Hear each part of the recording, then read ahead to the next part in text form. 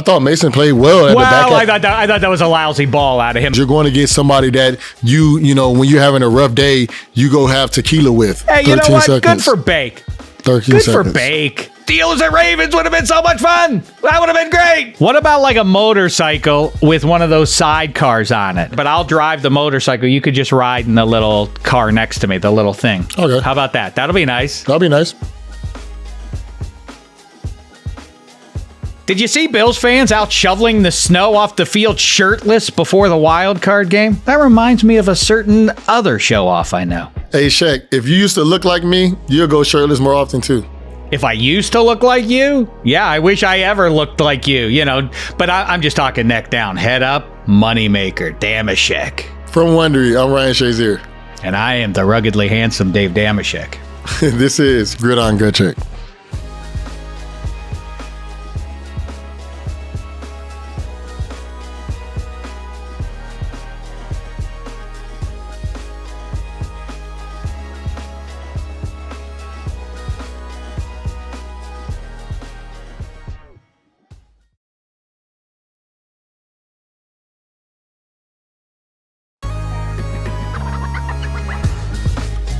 Welcome to Gridiron Gut Check. Every week I'm talking ball with Steelers icon, two-time Pro Bowler Ryan Shazier. 5-0, we're through the wild card round. You ready to give my takes a gut check from a player's POV? Yeah, man, let's get it, man. It's an exciting week. Well, exciting, disappointing for some. I think the some I refer to, Ryan Shazier, Dave Damashek, and Steelers fans and Cowboys fans and Eagles fans and Browns fans. Misery loves company, but this year the playoffs are loaded with that aforementioned heartbreak. Dak put together a career year, but the Cowboys were upset in humiliating fashion, once again, at home, by a young Packers team.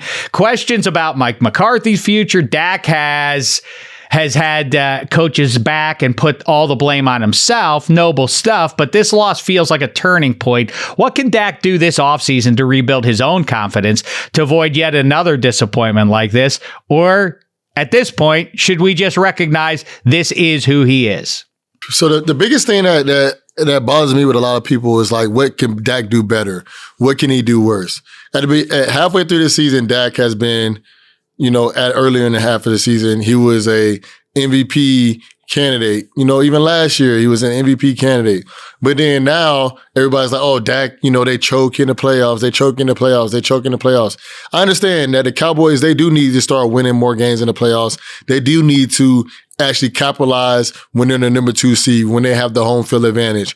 But at the end of the day, the biggest thing that Dak has to do is just make sure he goes back into the offseason with his head on straight, get some type of chemistry with his guys, and understand, hey, next year, we have to just try it again. Because the one thing that a lot of people always feel is better is change. And change isn't always better. The grass isn't always greener. If you switch up from Dak, you don't know who you'll get. You might end up with a situation like Kenny Pickett, or you might end up in a situation like Zach Wilson, or you might end up in a situation with like Russell. And Russell was a good player, but at the end of the day, he wasn't playing at the ability that the Denver Broncos wanted him to play at. So the grass isn't always greener, and that's the same when it comes to the coach. Mike McCarthy has the most 12-win seasons of any coach in NFC history. So when you think about that and you want to switch from that guy just because you guys aren't going to the championship every year, the Cowboys haven't went to a championship in 20 years. So you guys should be just happy that you're constantly moving on, and then hopefully they can move up and get to a better situation. I think that's nuts, to be honest with you, man. I get where you're coming from. 12 wins times 3 is what Mike McCarthy and Dak have strung together there in Big D, and it's impressive.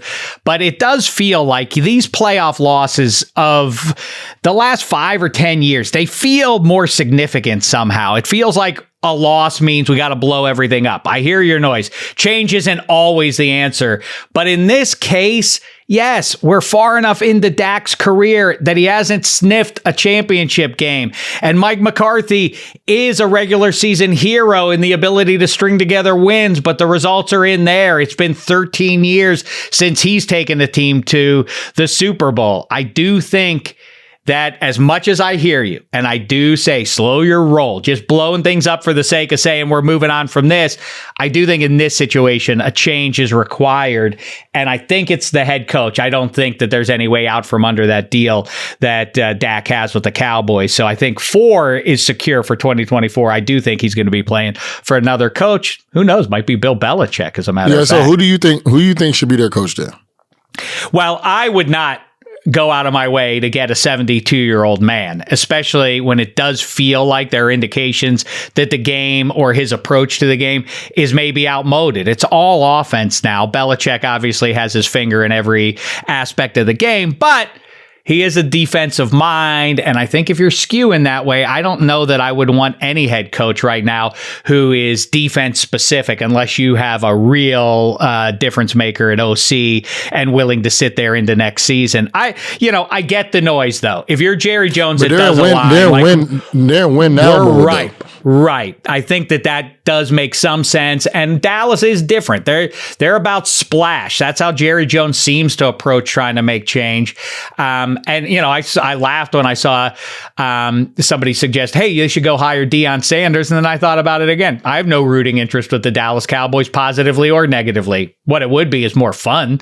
Put Deion Sanders in that gig. Otherwise, I guess Bill Belichick makes a lot of sense. I just can't see Jerry Jones wanting to fire Deion Sanders after Deion Sanders does not win a championship.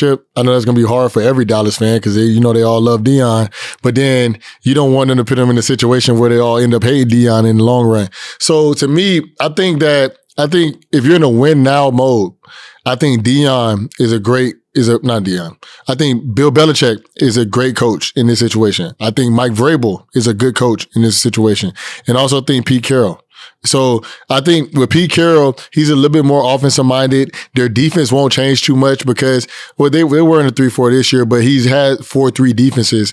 Well, Bill Belichick, his defense is more of a 3-4 and Mike Vrabel's is more of a 3-4. So they're going to have to change up things. The biggest thing that I don't really like with this is that what people fail to realize, and what I mean by the grass is not always greener, if you bring in a new coach, it depends on what type of coach he is. Is he a coach that's going to revolve his game around how Dak plays and how their offense is ran? Because Bill Belichick is going to come in there and change up a lot of things. And now that's a whole different learning curve for all of those guys. I know everybody's a professional. Dak is making $50 million a year. But at the end of the day, it's a learning curve. And you don't want to have a team that's ripe for a championship trying to learn new things in the process of winning the championship versus teams that are already cemented on what they are and what they do. The 49ers, they already know who they are. The Ravens, they're in a situation where they had change, but their defense is still the same. They still have a top 2 defense, but they help Lamar. But they don't have a whole new coach. So it's just, you have to really think about that, because if Dak and the new OC that Bill Belichick brings in, Pete Carroll brings in, if they can help Dak grow as a quarterback, decision-making, and call plays that they feel will help them in a winning position and not have them, thinking too much, maybe. But I just think Mike McCarthy is the right guy for them. Just right now, it's just unfortunate. Here are the two things everybody wants to kind of talk their way around, rationalize their way around. But the surest paths to the Super Bowls are these. 1, get a bye. Easier said than done. But to your point, if it's going to take half a season, if you're in win now mode, to get up to speed in that new philosophy, if that's going to come with an extra loss or 3 in the first half of the season, then you can't put yourself behind that 8 ball. I know it's easy to say, that it can still happen. Look at Joe Flacco a decade ago. Look at what he did with that Ravens team. That's the anomaly. 33 of the 46 Super Bowl participants this millennium had a bye. That's impossible to argue your way around. 23 of the 46 had a number, or 25 of the 46 had a number 1 seed. That's the one way. And 2, Dak is ripe. It's not just that the Cowboys are in win now. He is too, based on where he is in his career and how much he's getting paid.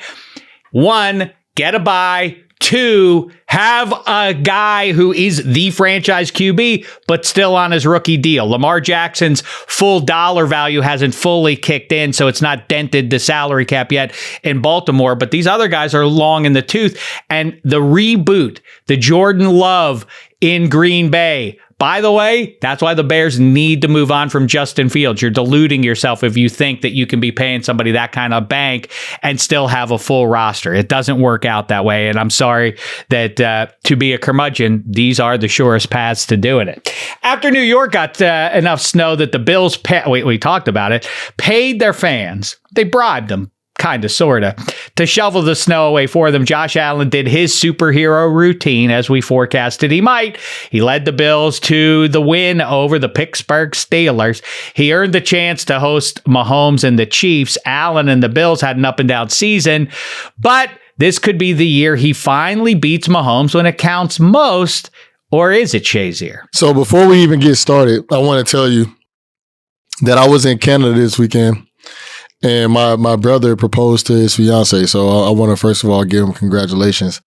On my way back to Pittsburgh, I was lucky enough that I had a friend that had an extra ticket, so I was driving, and I was an hour from Buffalo. I was like, hey, do you have an extra ticket? So I ended up driving to the game. There was no parking, so I had to park at a mall, jump on a shuttle, because all the parking lots were full with snow. So even people with parking passes couldn't get in.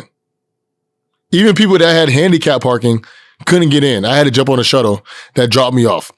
And it was freezing out there.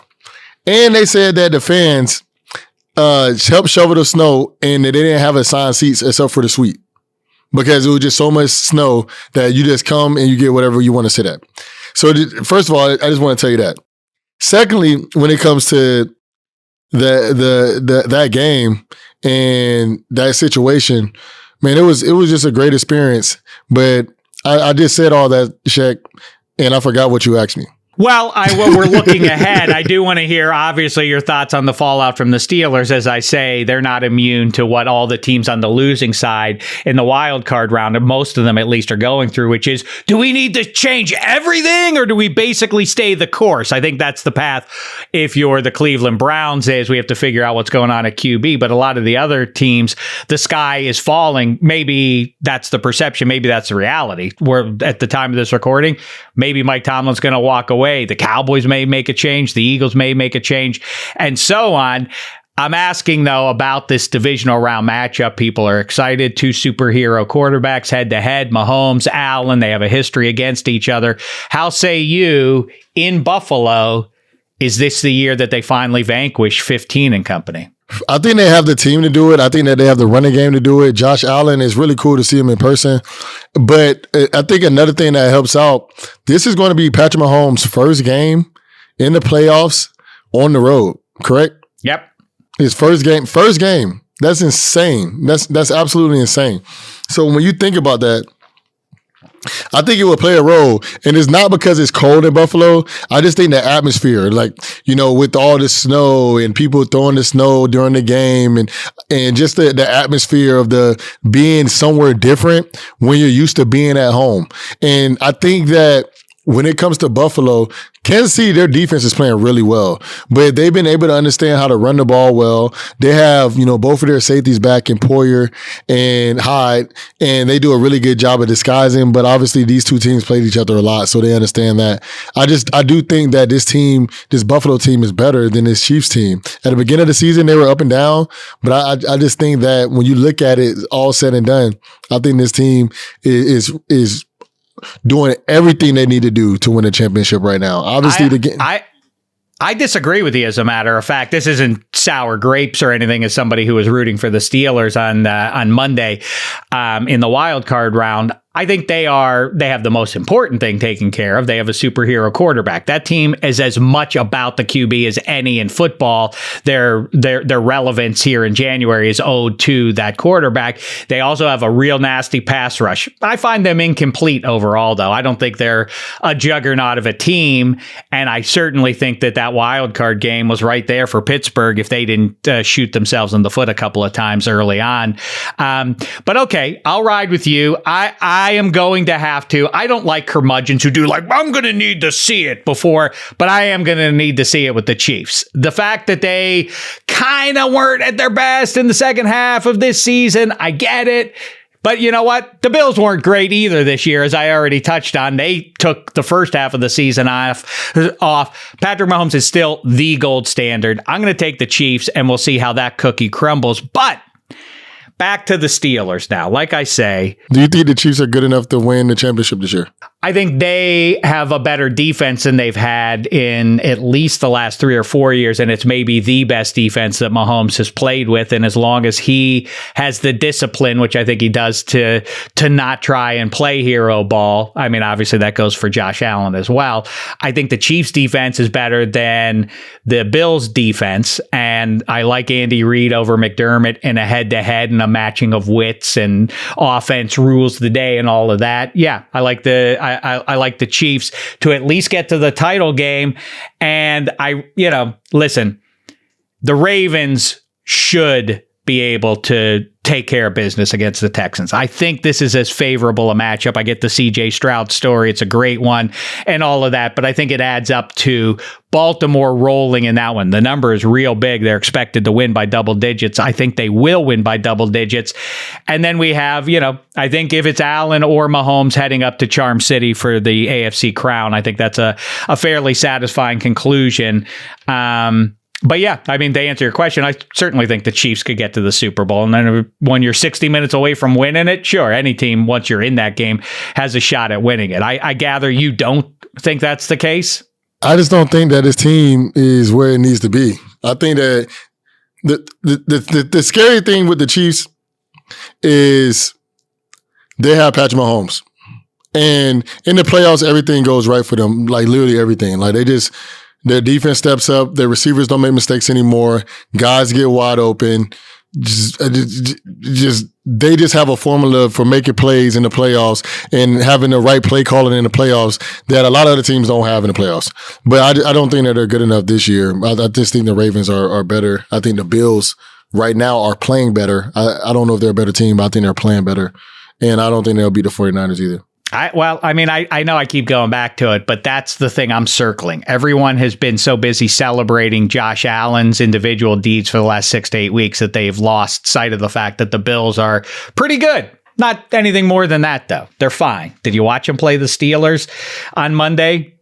They ain't any great shakes. They are Josh Allen carrying the day. So back to the team that lost that Monday game on the AFC side of things. A lot of questions about all the losing teams, none more so than in Pittsburgh. I don't know if you heard ESPN's Brooke Pryor, Mike Tomlin, wrapping up his press conference, asks him last year, your deal, what do you think? Doesn't even get the full question out before Coach T walks off the stand. Do you think he's headed out of town? I mean, the big smoke screen, the big jive that Shazier knows and that I know that it seems like a lot of people nationally don't fully accept is there are maybe 3 or 4 people that know the truth about what goes on inside, at the highest levels, the decision makers with the Pittsburgh Steelers. Everybody is speculating outside of 3 or 4 people, but go ahead and speculate, 5-0. You're a little closer to it than most anybody else is. Coach Tomlin, the Steelers coach in 2024, yay or nay? Man, to me, I think it's really difficult for this one because I know that Coach Tomlin in that situation, he's a person that's not for gray area. So when they asked him that question, he didn't want to give them a BS answer and just give them a bunch of gray area and be like, oh, this is what Coach Tomlin said and try to work words around it. So he was like, I'm out of here. And he hates losing. So he got out of there immediately. Most head coaches in the NFL, they should be hate losing, but there's not a lot of people that I know that don't like losing as much as Coach Tomlin. I love the idea that he would have answered that question in that spot. Good for Brooke Pryor to ask it. That's her job to do it. It's not his obligation to respond. Yes, I'm glad that comes up here because I would like to weigh in on the end of my time with the Pittsburgh. So like, what's he going to do? He's not going to respond to that. And people, well, he could have been more polite. All right, he just lost. The season just ended. He's in a raw mood. I can let him off the hook for that one. Yeah, but I would say, me personally, so it's 2 different things. Is what I want him to do and what I think is going to happen. So I would love for Coach Tomlin to stay. I think that he's a great coach. He's a great leader. But what I think is going to happen, man, you can get tired, man. You can get you can get tired. You can get feel unappreciated, and not by the Steeler ownership, not by the players, but also by the city sometimes. Like I've talked to multiple people that are friends of mine that have nothing to do with a team that live in the city of Pittsburgh, and people constantly saying, "Man, Coach Tomlin needs to go. Coach Tomlin needs to go." I'm like, are you serious right now? If we let Coach Tomlin go, he becomes immediately the number one head coaching candidate for every team in the NFL. So, me personally, I can see Coach Tomlin taking this year off, and going to watch his daughter play, spending time with his kids. His daughter, she's about to be a gymnast for the University of Georgia. Who has a coaching job available? Atlanta Falcons. I'm not saying that he's going to be over there right now, but I just think that sometimes you can get tired. Sometimes you can just get frustrated. But the thing is, Coach Tomlin also doesn't listen to the noise. So he knows a lot of people want to have him fired, but they've been wanting to have him fired, and he just keeps winning. So, I think that, Well, wait, are you saying he hears it and is bothered by it, or that he tunes it out and it's not a factor here? So basically, like, Coach Tomlin is one of those guys, and I'm not saying he's stubborn, because he's not stubborn. He understands. It's like, hey, if I feel the sky is blue, and if I feel the sky is gray, and the sky being gray is going to help me win a football game, that's all that matters. Everybody else telling me what color the sky is, I don't give a damn, because I think the sky is gray and we're going to win football games because the sky is gray. So, like, that's the way. So when you saying, oh, we suck, we're not making the playoffs, this is going to be Coach Tomlin's first losing season, he hears all that, but it doesn't really matter. Like, he's not making decisions off of what other people want him to do. Like, think about all the players that everybody was like, we should get Tremaine Edmonds, we should get all these big time guys and spend all this money. It's a combination of, Coach Tomlin, Kevin Colbert, Omar Khan. They don't give a damn what everybody else is saying. We're making our decision based off of what we think is best for us to win football games. So, Coach Tomlin lives his life that way too. I don't care what everybody else in the world is doing. I'm living my life based off of what I think is best for me and my family. So, he just looked tired. He looked frustrated. He looked unappreciated in when he walked off, and I would hate to see him go, but I can definitely see that can be something that's looming down the road. Yeah, I don't pivot off of the way he behaved himself in the press conference. Like I say, season just ended there. It's sort of like asking anybody if they're hungry as you walk out of an all-you-can-eat. That's the wrong time to ask me about food. It's not an indication of how I feel about food, but I just stuffed myself. I don't think it's a great time for him to try and summon a solid response there.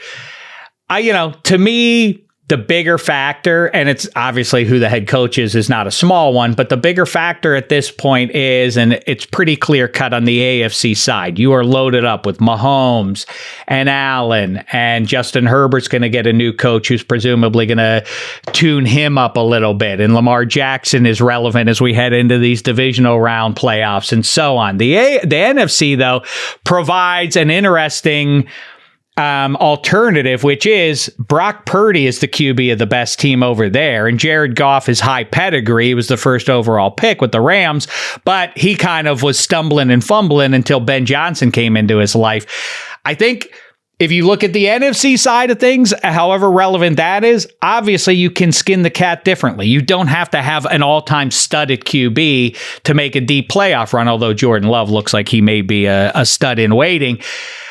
I get that there is a preponderance of evidence now that if you don't have one of those superhero QBs, especially on the AFC side, your future, there's a ceiling on how far you reasonably are going to be able to go. So I think I think that roster that Omar Khan and Andy Weidel and Mike Tomlin have been putting together the last couple of years is nearly there, and one more good offseason in free agency and the draft, and it's going to be as tough a roster as there is. But I also think they still have to solve at QB, and I don't know that we have a satisfying answer either in Pickett or Rudolph, or bringing both of them back in a head-to-head, and who reasonably they could add as a third spoke to this QB competition that it seems the majority of Steelers people are kind of anxious to see play out. So to me, even as I was leaving the stadium, I thought Mason played well.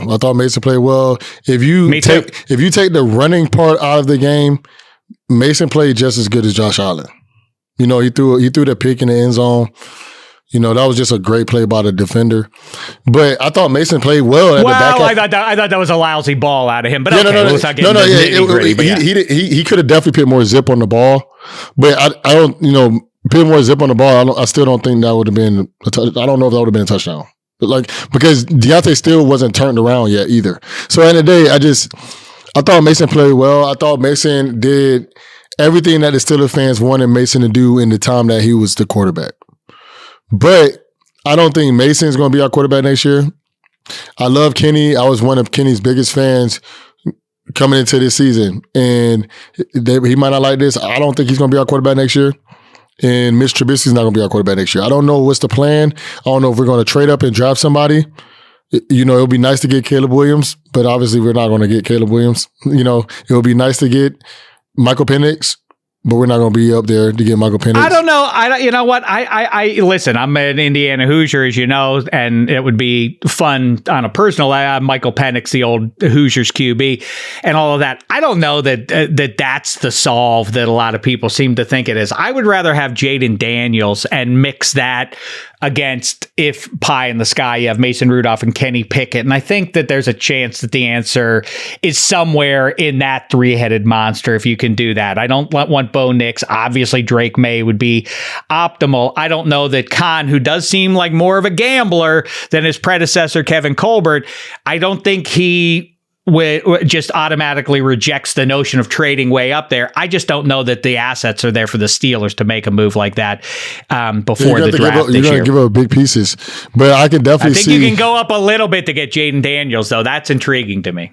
To me, I would prefer to trade a second-round pick, third-round pick, get Justin Fields, and allow Justin Fields a year and see how that works out in Pittsburgh. Because if we find a coordinator, if Coach Tomlin leaves, if he stays, if we keep the coordinators we have, we definitely going to have to change it up a little bit if we keep the coordinators we have, because we have to allow Justin to run a little bit more. But if we get a new coordinator, a new coach, I think they'll be able to understand how to use Justin's legs, but allow him to still be the quarterback that he wants to be. So I think Justin Fields, with the weapons that we have, when you think about it, when we get time, our receivers are just as good as, I'm not going to say they're the best in the league, but they're just as good as, a lot of receivers in the league. So I just think if we get a quarterback that has the time, that can run around the pocket, get the balls to guys, I think we can work with a lot if we get somebody like Justin Fields in Pittsburgh. In the meantime, I know it's underwhelming. I'm fine with Mason Rudolph until I look around at who the competition is. But Mason Rudolph was more than adequate, and he made good decisions, with the exception of that one ball that we just talked about there. Made good decisions in Buffalo, as he has since he took the reins there. And at this point, I think it's kind of hard to argue with. And in frigid temperatures, down 2 touchdowns right out of the gate, they did end up in that game, and he made some nails throws. I know he wasn't flawless, but I think you could do a lot worse in 2024 than Mason Rudolph. I know that's not an inspiring message, but that's about as strong as I can be on that. Moving on, CJ Stroud and Jordan Love were even more impressive than, I'm going to say it, even more impressive than Mason Rudolph in their playoff debuts. But can they keep it going in the divisional round? All that and more right after this quick break.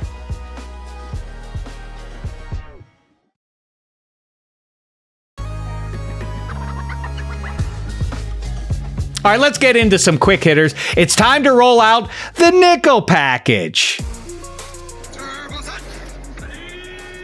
5 questions, 5 quick answers, 5-0. Are you ready? Yeah, what's up? Let me hear what you got. Well, that "are you ready" was not one of the questions. Here we go. Who impressed you more this weekend, CJ Stroud or Jordan Love? Let me take the pressure off before you answer.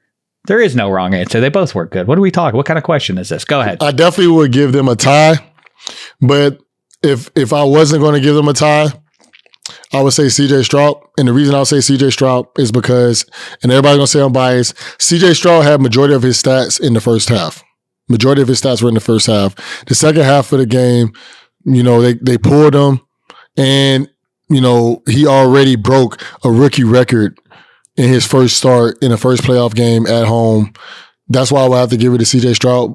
But if you look at their stats, they are identical, like literally. I mean, identical by two yards off. Otherwise, can't separate the two. Yeah, so it's identical. So to me, I would go with CJ because obviously the Packers blew them out in the first half as well. It was kind of even. But CJ already had 3 touchdowns in the first half of the game. And, Jordan played a little bit longer. I also always, as you've heard me say a bunch of times, Shazier, I think home field advantage can become disadvantageous when the snowball starts to work against you. Definitely true in Dallas with that fan base getting scutchy. The nervous energy started to permeate its way onto both sidelines very early in that one. And that's bad if you're Dallas. That's helpful if you're Green Bay. Like, ooh, the crowd's kind of turning. CJ Stroud probably felt extra pressure in front of the home crowd. I know he's a rookie, devil may care and all of that, but still there's a certain pressure of these 70,000 people all came out. They want to have a nice memory and that's all on me to do it. I think that's a tougher spot. To me, I thought he was playing with house money, CJ Stroud, honestly, because they both were. They both kind of were, right? Yeah, they're both rookies. Yeah, not rookies, but they're both young guys. With Jordan Love's situation, he went into Dallas. That team is actually extremely hot right now. What people fail to realize is the Packers can go on a run and shock the world, especially with the way that he's playing right now. I don't think they're going to beat the 49ers, but I won't be surprised. So with CJ, I thought he was playing with house money. Jordan was playing with house money as well. But I thought with CJ, they thought the Browns, he's a rookie quarterback. Going into this season, nobody even thought anything of this team. So just to even get them to get them to the playoffs, to me is just, man, CJ, he did what people thought he couldn't do. At the beginning of the year, they were saying he couldn't pass his wonder lick and all this and that. And I thought he was playing with house money. With Jordan Love, they said the Packers were going to be pretty decent. No. Yeah, some people thought so, but you want to talk about pressure. Hey, go take over for the kook who moved to New York and forced his way out of there and set Gutekunst and that organization up to fail with his departure, saying like, oh, you don't think you need the hero number 12 anymore? Well, I'm going to go to New York. Good luck without me. And they made the playoffs and now win that game. I think that's a great story for him. And he had a lot of pressure on him. Well, listen, they both have, bottom line is there is no wrong answer. That's where we started, so we can move on here. Of the teams remaining, who has the best shot to beat the Niners in the NFC? I like this because what I've been saying for 6 weeks now is if the Cowboys and Eagles want to get to the Super Bowl, somebody else is going to have to do the dirty work and knock off San Francisco. Well, as it turns out, that's a moot point for those two teams. They're now gone. However, who can go out there and take care of the Niners, the juggernaut? Lions, Bucks, Packers, how say you? So the LaFleur, he was underneath Shanahan, right? Yep. That was that magic staff of about 10, 12 years ago now. So the way that the Lions are playing ball right now, I just think that they're a very strong candidate. But to me, I think it's always tricky playing people that you know very well. And the Packers, not that they know the 49ers well, but the coaching staffs know each other very well. They know exactly how they're going to blitz. They know exactly how they're going to call plays. They know what type of plays they like. So I think that's a very crazy situation when you put yourself in the shoes and you're going against one of your compadres. You're going against somebody that when you're having a rough day, you go have tequila with. So like, to me, I think that's going to be a tougher game for them than the Lions. The Lions, they're just going to try to come punch you in the face, and the 49ers are going to try to punch the Lions in the face. To me, I think this one is going to be more of, hey, we just got beat by our own medicine. And that's where I think the Packers can really show up in this situation. I think that this is the time to get the Niners when teams are, heavyweights as the Niners present, number one seed and all that. If you're going to get them, even what I said 20 minutes ago about having a bye and all that is obviously favorable and gives you a decisive edge in getting to the Super Bowl. If you're going to take out one of those teams with the bye, get them when they're a little rusty. I mean, it feels to me like I haven't seen Brock Purdy in about 2 months now. So I think that's the opportunity, and the Packers are on a heater right now. The Niners are sitting there watching from home, and they're, they are for real, but Jordan Love is playing really well right now.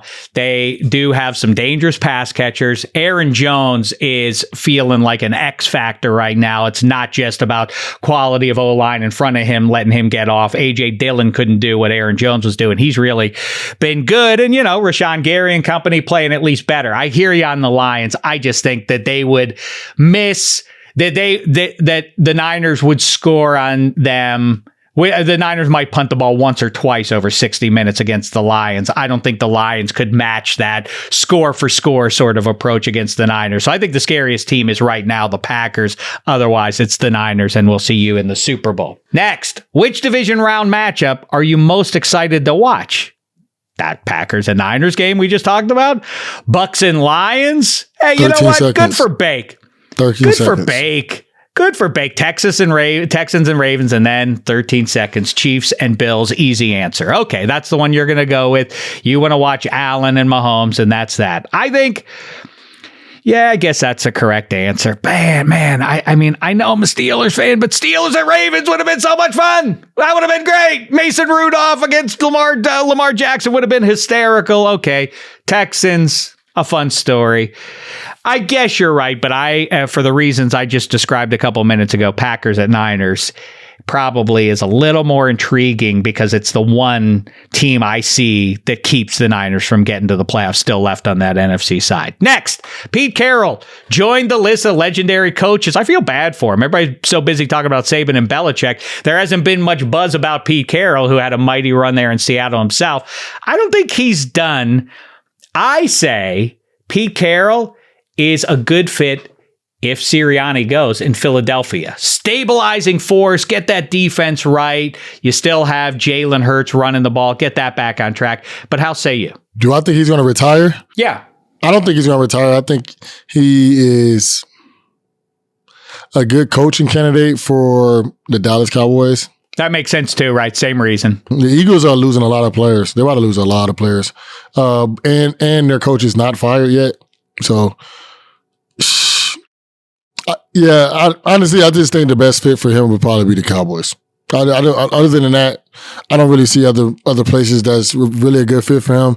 With him being that old, maybe the Chargers, but you don't want an old coach with a young quarterback. So I just think that, it's either he's going to retire or he's going to get like a Cowboys job, and that's about it. Pie in the sky, it wouldn't happen for, because of the history that Pete Carroll and USC have, but that would be a fun little last chapter, cherry on top of his career, to go back to the Trojans and coach up that defense. That's obviously coach? What's falling apart. Yeah. Just go, jump on the staff, special assistant, whatever you call them, defensive coordinator, assistant head coach, whatever title you give them, to stabilize that defense and get that back on track, because that's what the splash they still have with Lincoln Riley. What they've lacked is the brawn, and that is the not-so-secret ingredient that made them dominant in the Pac-10/12 when Pete Carroll was ruling. Line of scrimmage is where they really were dominating against the rest of the West Coast there. Speaking of guys moving around here and there in college football, how about this Isaiah Bond, the Bama receiver, who got the famous 4th and 31 Gravedigger touchdown to knock off Auburn that put Bama into the Final Four improbably and almost gave him a national championship. He announced, after Saban announced he's retiring, Bond said, I'm leaving. I'm going to transfer away. And now he's I guess going to Texas is where he's going to land. Boy, big stuff there for Sark. First, he knocks off Bama in Bama. Now he's taking players from Tuscaloosa. Would a Lambo have been enough to get you to leave Ohio State?